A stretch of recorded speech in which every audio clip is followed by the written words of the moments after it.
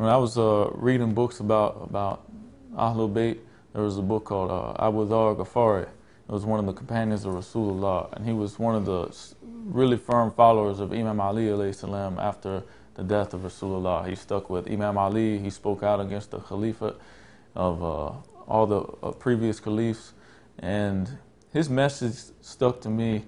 It was because before he took his shahada, he was living a life of crime. He was a highway robber, and he used to rob all the people that came across the path. His tribe was like fierce. Everybody feared them, and nobody wanted to go that way because his whole tribe were like bandits. You know, they lived on the street and they robbed people. And that made me think, because when he took his shahada, he went in search and took his shahada, and he stuck by Rasulullah. And he even went out and told everybody after he took his shahada, he went into Mecca and said, La ilaha illallah, Muhammadur Rasulullah.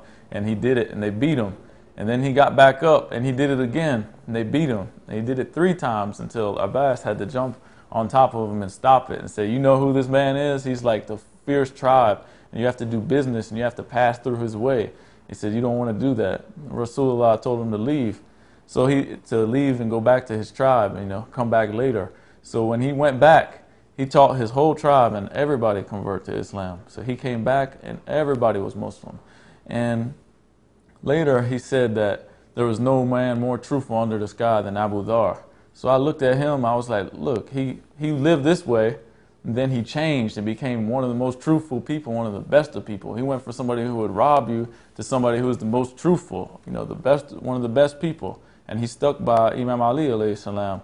So what made me look at that was like, if he can change, and I looked at his transformation and how he changed, and then I said, hey, if he can change, if somebody can change like that, then that allowed me to see a window, like an open light for change, that I could do the same thing.